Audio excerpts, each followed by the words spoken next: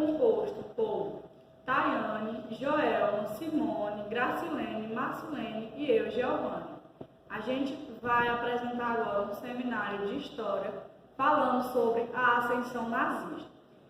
Então, como foi a ascensão nazista? Então, gente, para entendermos como foi a ascensão do nazismo, precisamos então recuar até os anos de 1918, no fim da Primeira Guerra Mundial, e analisar o panorama e as circunstâncias que direcionaram, impulsionaram ou até mesmo favoreceram a implantação desse diário político na Alemanha e na sua expansão pela Europa. Ou seja, a Europa ela estava arrasada ao fim da Primeira Guerra Mundial e aos combates entre as potências destruíram grande parte dela, prejudicando a economia social e política, pois aí neste sentido a economia foi profundamente afetada, tanto pelo direcionamento da atividade econômica a fins militares, quanto pela perda da mão de obra ativa, pois homens em idade de trabalho, eles foram mandados como soldados para os campos de batalhas e lá pereceram e voltaram, com marcas de mutilações e problemas psicológicos. Então, por consequência política, ela também sofreu com essa situação. Sucessivos governos de vários estados europeus tiveram grandes dificuldades em reerguer seus países e dar a seu povo o mesmo que eles esperavam.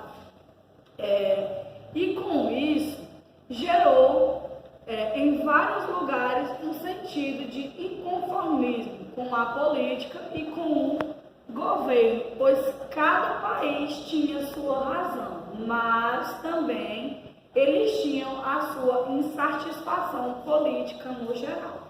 Então agora eu vou falar um pouco de Hitler e a Alemanha. Como todos nós sabemos, a Alemanha foi um país que mais sofreu com isso, pois os alemães, eles presenciaram mais do que qualquer povo essa situação de caos no fim da Primeira Guerra Mundial. E com a economia destruída, o território sucessivamente desmembrado, os alemães acabaram por desacreditar de suas autoridades e representantes. Gente, meu grupo é composto por Tayane, Joelma, Simone, Gracilene, Marcelene e eu, Giovanni. A gente vai apresentar agora um seminário de História falando sobre a ascensão nazista.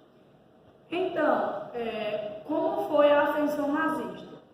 Então, gente, para entendermos como foi a ascensão do nazismo, precisamos então recuar até os anos de 1918, no fim da Primeira Guerra Mundial, e analisar o panorama e as circunstâncias que direcionaram, impulsionaram ou até mesmo favoreceram a implantação desse diário político na Alemanha e na sua expansão pela Europa. Ou seja, a Europa ela estava arrasada ao fim da Primeira Guerra Mundial e aos combates entre as potências destruíram grande parte dela, prejudicando a economia social e política, pois aí neste sentido a economia foi profundamente afetada, tanto pelo direcionamento da atividade econômica a fins militares, quanto pela perda da mão de obra ativa, pois homens em idade de trabalho, eles foram mandados como soldados para os campos de batalhas e lá pereceram e voltaram, com marcas de mutilações e problemas psicológicos. Então, por consequência política, ela também sofreu com essa situação. Sucessivos governos de vários estados europeus tiveram grandes dificuldades em reerguer seus países e dar a seu povo o mesmo que eles esperavam. E com isso gerou em vários lugares um sentido de inconformismo com a política e com o governo, pois cada país tinha sua razão, mas também eles tinham a sua insatisfação política no geral. Então agora eu vou falar um pouco de Hitler e a Alemanha. Como todos nós sabemos, a Alemanha foi um país que mais sofreu com isso, pois os alemães, eles presenciaram mais do que qualquer povo essa situação de caos no fim da Primeira Guerra Mundial. E com a economia destruída, o território sucessivamente desmembrado, os alemães acabaram por desacreditar de suas autoridades e representantes. Então agora eu vou falar um pouco resumido de partido. Após o término da guerra, Hitler ele foi chamado para trabalhar para o governo alemão como um infiltrado, pois naquela altura o governo alemão temia ao surgimento de novas ideias e partidos políticos que levassem a uma instabilidade política ainda maior no país. Hitler, então, se incorpora ao nascente Partido para Trabalhadores Alemães e passa a assumir seus ideais em 1919. Só complementando o que os demais do grupo já falaram, vou continuar explicando assuntos sobre ideologia e perseguição nazista. Pois, como chamamos o nazismo, é a ideologia associada ao partido nazista, ao Estado nazista, bem como outros grupos. Normalmente é caracterizada a uma forma de fascismo, ou seja, que incorpora o racismo. Porém, o nazismo se desenvolveu através de ideias pan-germânicas. A ideologia rejeitava o recurso de classes, ou seja, o conceito de lutas, porém eles defendiam a propriedade privada e as empresas de alemães. O nazismo apoiava as teorias como a hierarquia racial e o darwinismo social, sendo que os povos germânicos eram descritos como os mais puros das raças. Ariana, portanto, vistos como a raça superior. No entanto, o governo nazista construiu muitas obras, como ferrovias, canais e estradas, gerando muito mais emprego. A produção armamentista contribuiu para alcançar muito mais a economia alemã e o sucesso do regime. Como não vamos mais utilizar os slides, eu vou só falar um pouquinho sobre os povos nazistas, pois os nazistas são povos preocupados com a poluição. Por conta disso, levaram a um dos principais crimes cometido por Hitler contra essa comunidade, que foi, exceto uma operação nazista, foi além. Cerca de 400 crianças negras foram esterilizadas contra as vontades de seus pais. A maioria dos alemães negros foram presos pelas razões políticas e pelo chamado comportamento, que foi a homossexualidade. Então, no caso, as crianças foram todas esterilizadas e todos os adultos e crianças foram contra a vontade da luta de classes. E, por fim, foi chamado o crime esterilização.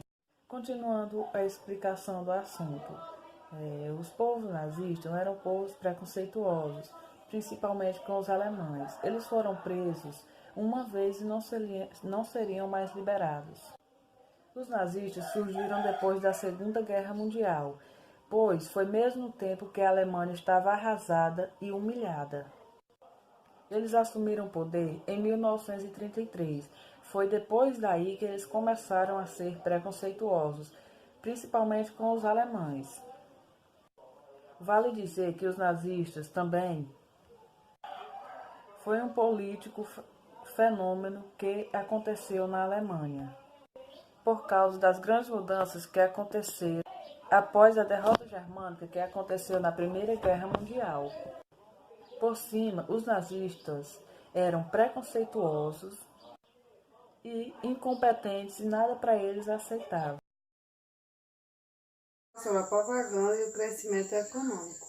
O apoio da população ao regime, que já era grande no momento da exceção dos nazistas ao poder em 1933, foi ampliado por meio da propaganda. Joseph Goebbels, ministro da propaganda nazista, foi responsável por difundir a imagem de Hitler como salvador da Alemanha e por submeter os meios de comunicação à severa censura. Além da propaganda, a retomada econômica do país contribuiu para a aprovação do regime pela população. O governo nazista contribuiu muitas obras públicas, como ferrovias, canais e estradas, gerando muitos empregos. Desobedecendo o Tratado de Versalhes, Hitler rearmou o país. A produção armamentista contribuiu para avançar ainda mais a economia alemã e o sucesso do regime. Eu vou falar sobre o autoritarismo na Península Ibérica, na Europa e em outras partes do mundo. O fascismo italiano e o nazismo alemão ele serviu de inspiração para o movimento político de extremo direito para o regime autoritário, que refletiam em cada caso a radicalização política e o medo da grande burguesia diante da possibilidade eclodiram as novas revoluções socialistas como bolchevique. Entre as décadas de 1920 e 1930, o regime autoritário desse gênero foram implantados em Portugal, na Espanha, só chegou ao fim, nomeado ao ano 1970. O salazarismo em Portugal. A República foi proclamada em Portugal no ano de 1910. No entanto, o governo republicano não conseguiu solucionar os sérios problemas socioeconômicos, como o desemprego e a difícil situação dos trabalhadores urbanos e rurais. Isso contribuiu para o golpe militar de 1926, que encerrou a experiência republicana parlamentista no país. Participando do movimento militar de 1926, Carmona foi nomeado presidente da República em novembro desse mesmo ano e indicou Antônio de Oliveira Salazar como ministro das Finanças. Inspirado no modelo fascista da Itália, Salazar ele adotou uma política econômica rigorosa que equilibrou as contas do país e garantiu sua ascensão ao cargo de chefe de governo em 1932. No ano seguinte, Salazar ele promulgou uma constituição da natureza fascista, iniciando uma nova fase política denominada Novo Estado. Esse novo Estado, ou salazarismo, ele foi inaugurado em 28 de maio de 1926 com um golpe militar. Não, como um golpe de Estado articulado pelos militares.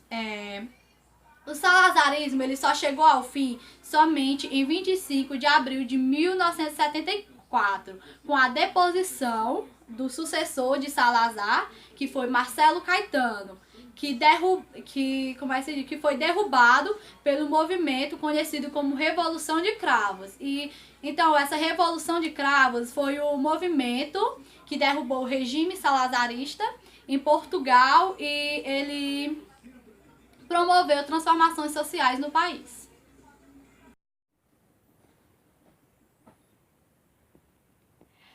Esse cartaz ele representa a propaganda política do Estado Novo em Portugal em 1934. Ele mostra a oposição entre a situação do país antes, que era miséria e desconforto, e após a tomada do poder de Salazar, que é bem-estar e alegria. Eu vou falar aqui sobre um pouco do franquismo na Espanha. Proclamada em 1931, a República Espanhola enfrentou uma série de perturbações políticas. Em seus primeiros anos, conservadores e socialistas alternavam-se no poder. As eleições de 1936 foram vencidas pela Frente Popular, coligação formada por socialistas, republicanos e comunistas, resultado das alianças de trabalhadores organizados em todo o país. Essa vitória provocou uma reação violenta dos grupos de direita contra o governo eleito. Em julho de 1936, um grupo de generais simpatizantes do fascismo, liderado por Francisco Franco, tentou dar um golpe de Estado e derrubar o governo. Os golpistas tinham o apoio do bloco conservador, que se entendia de monarquistas ao fascistas da Falange, uma facção política conservadora. A Espanha franquista, também regime de Franco, é o período da história da Espanha do governo do generalíssimo, franquismo franco, desenvolvido do franquismo a partir do fim da Guerra Civil Espanhola em 1939, até sua morte e sucessão em 1975. O regime foi formado em 1º de outubro de 1936 por Franco e o Comitê de Defesa Nacional.